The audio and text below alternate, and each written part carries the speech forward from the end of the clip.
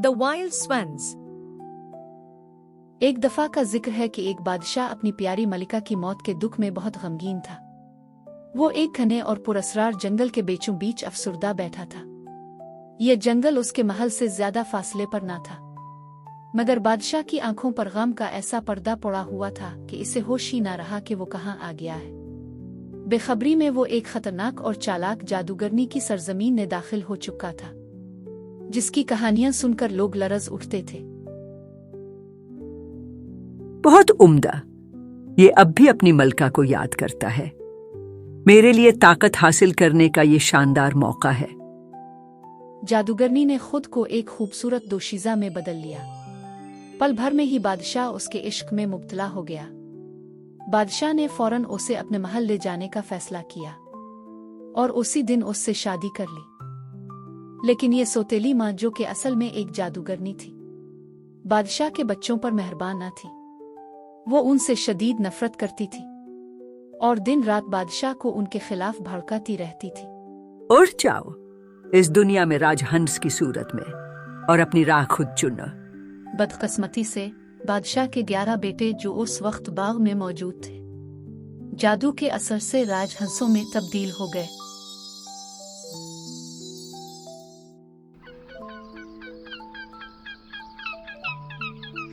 Alyssa, जो कि इस वक्त बाग के दूसरे कोने में खड़ी थी, जादूगरनी की नजरों से बच गई और जादू के असर से महफूज रही। वो अपने भाइयों को हंस बनता देखकर बहुत बौखला गई। अलीसा अपने भाइयों का पीछा करती रही, लेकिन वो जंगल से ऊंची उड़ान भरते हुए आसमान की जानिब उड़ गए और देखते ही देखते नजरों से ओझल हो गए।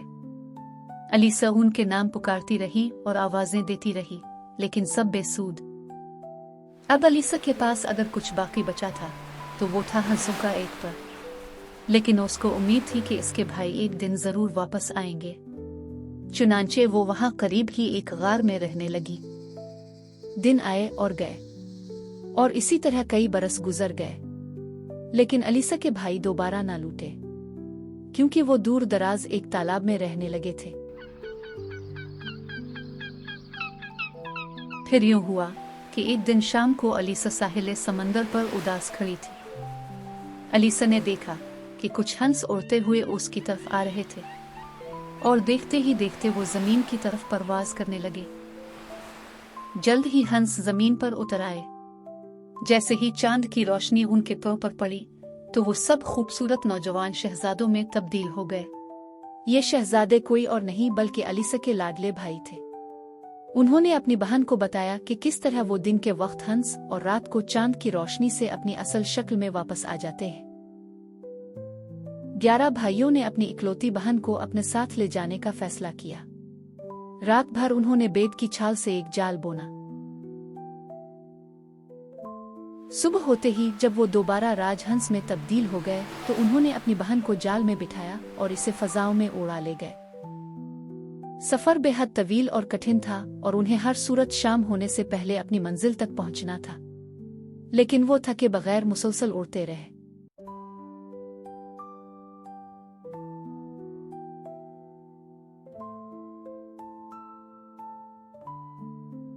रात के होते ही वो बाहिफाजत अपनी मंजिल पर पहुंच गए।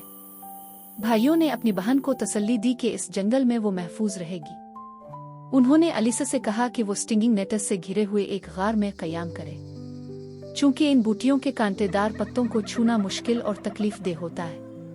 उनमें हल्का सा जहर भी होता है जो चुभने पर जलन और खारिश पैदा करता है। इसकी यही खासियत जंगली जानवरों और किसी भी नापसंदीदा शय को गार के करीब आने से रोके रखेगी। भाइयों ने वादा किया कि वो हर रात इससे यहीं आकर मुलाकात करेंगे। एक रात इस घने जंगल में अलीसा की मुलाकात एक पर्रे से हुई।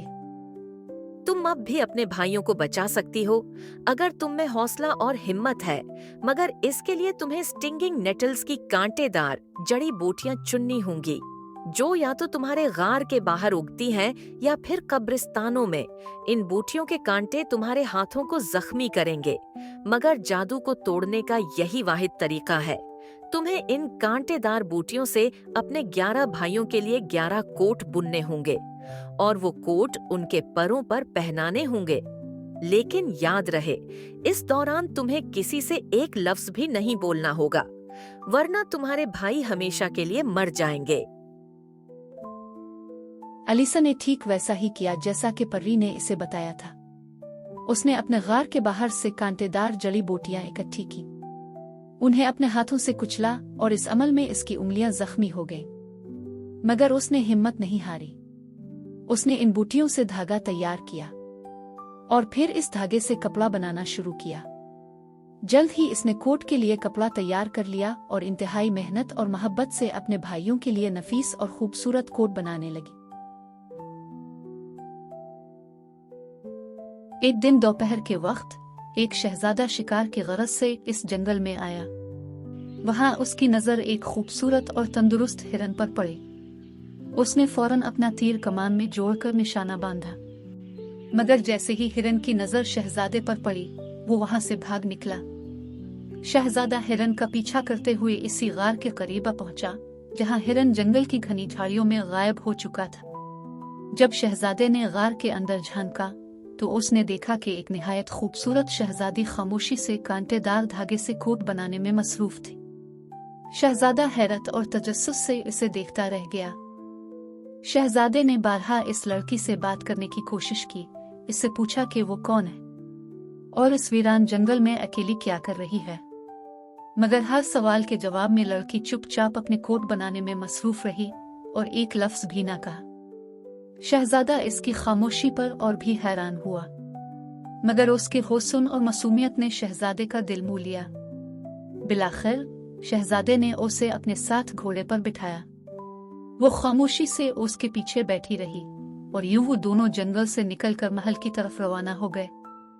महल पहुंचने के बाद अलीसा को एक आलीशान कमरा दिया गया जहां इसे हर सहूलत मुयस्सर थी, मगर उसके लिए सबसे अहम इसके कोट थे जिन्हें वो खामोशी से दिन रात बनाती रही, अपने भाइयों को बचाने की लगन में मगन।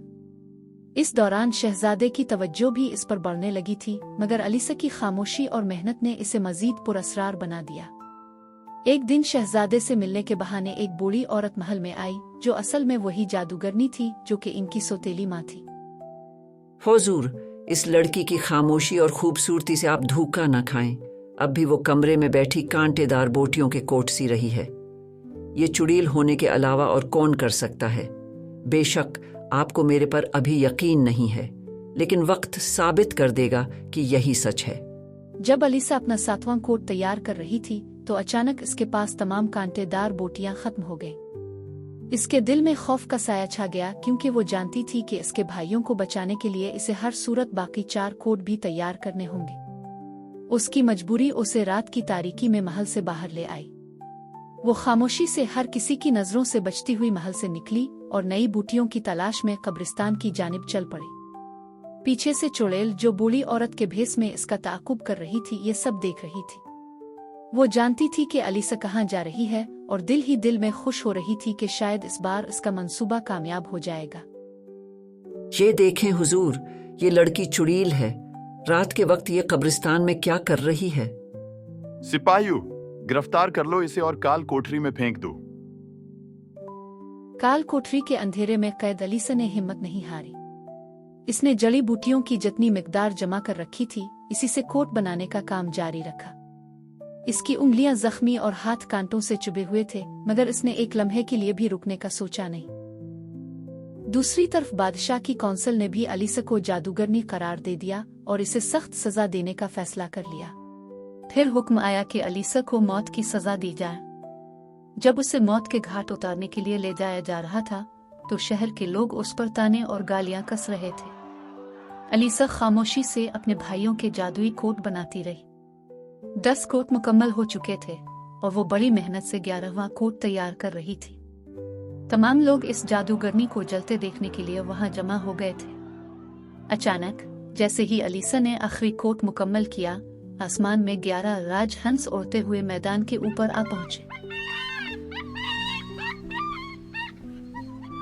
अलीसा ने एक एक करके अपने भाइयों पर वो जादुई कोट डाल दिए और इस लम्हे जादू का असर टूट गया।